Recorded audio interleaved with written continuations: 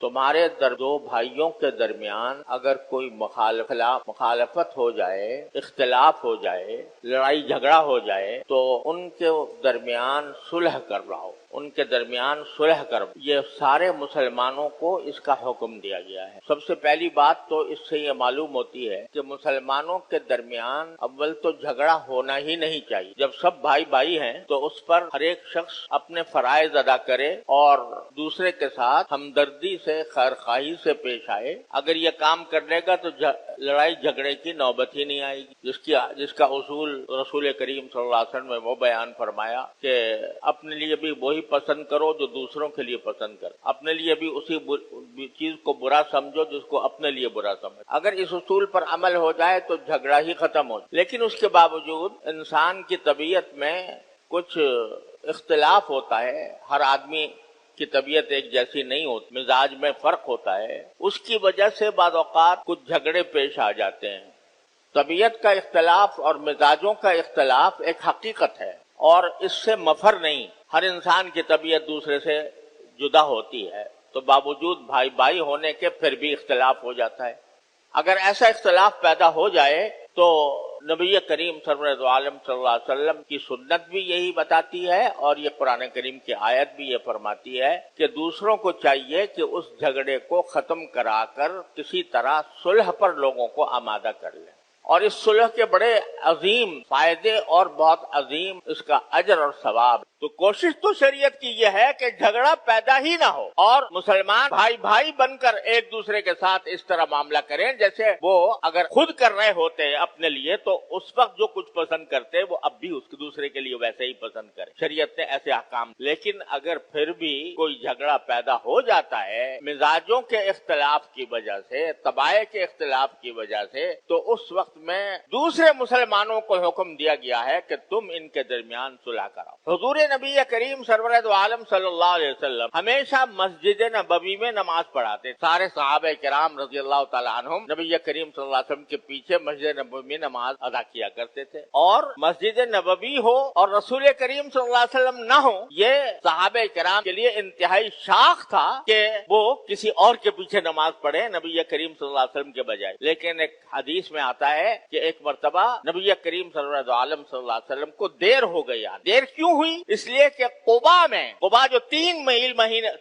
دور واقع ہے مسجد نبوی اور آپ کے مکان مبارک 3 میل دور ایک قبیلہ آباد تھا، بنو عمرو بن عوف قبیلہ، ان کے درمیان کچھ آپس میں جھگڑا کھڑا ہو گیا تھا، تو رسول کریم صلی اللہ علیہ وسلم ان کے درمیان صلح کرنے کے لیے تشریف لے گئے، اور اس صلح کرنے کے لیے ایک تو یہ سوچئے کہ سرکار دو عالم صلی اللہ علیہ وسلم اپنی تمام مصروفیات کو چھوڑ کر، اپنے سارے مشاغل کو بالائے طاق رکھ کر، مسجد نبوی چھوڑ کر اتنی دور 3 میل کے فاصلے پر خود تشریف لے جاتے ہیں۔ کیوں؟ اس لیے کہ اس قبیلے کے کچھ لوگوں کے درمیان آپس میں جھگڑا پیدا ہو گیا تھا، تو ان کے درمیان مصالحت کے لیے تشریف لے گئے۔ اس مصالحت میں جب مصالحت ہوتی ہے تو یہ آسان کام نہیں ہوتا صلح کرانا، ہر ایک کی بات سننی پڑتی ہے، اس کی بھی اس کی بھی، اور پھر ایک دوسرے کے سوال جواب بھی ہوتے ہیں، وہ ایک اعتراض کرتا ہے، وہ کہتا ہے میرے پاس اس کا جواب یہ ہے، وہ کہتا ہے میں اعتراض کرتا ہوں اس کا جواب یہ ہے، یہ دیر لگتی ہے۔ تو آپ کو دیر لگی اور دیر لگنے کی وجہ سے آپ مسجد نبوی میں بر وقت نہ پہنچ سکے۔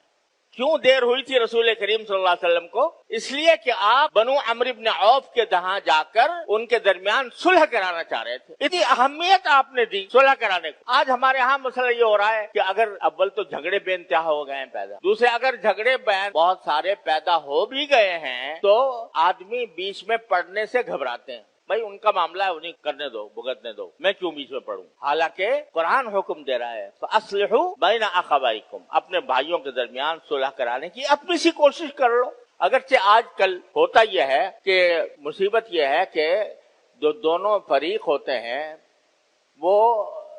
کسی کی ثالثی پر، کسی کی طرف اپنا معاملہ پیش کر کے اس کو حکم بنانے پر دونوں فریق اکٹھے راضی نہیں ہوتے۔ ہر ایک کو اندیشہ ہوتا ہے کہ اگر میں نے کسی سالس کا فیصلہ قبول کر لیا تو میرے خلاف نہ ہو جائے، اس لیے بہت لوگ اس سے کتراتے ہیں۔ لیکن انسان کا جو کام ہے وہ یہ ہے کہ وہ اپنی سی کوشش کر اور نتائج اللہ تعالیٰ کے حوالے کرے۔ کوئی بھی کام ہو دنیا کا، کوئی بھی مقصد حاصل کرنا ہو، اس میں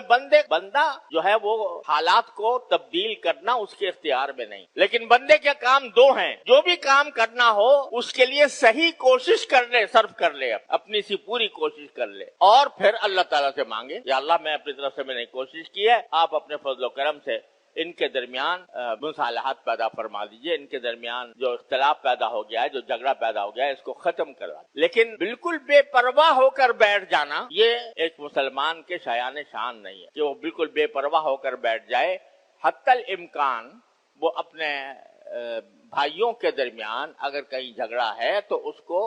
نمٹانے کی کوشش کرے، لیکن غیر جانبداری کے ساتھ، کسی ایک فریق کا حامی اور دوسرے کا مخالف بن کر نہیں، بلکہ انصاف کے ساتھ دونوں کی بات سن کر اور دونوں کے درمیان ان کے دلائل سن کر پھر کوئی مناسب فیصلہ کرے اور اللہ تبارک و تعالیٰ سے دعا کرے کہ یا اللہ ان کے درمیان جھگڑا ختم کر دیجئے، ان کے درمیان مصالحت پیدا فرما دیجئے۔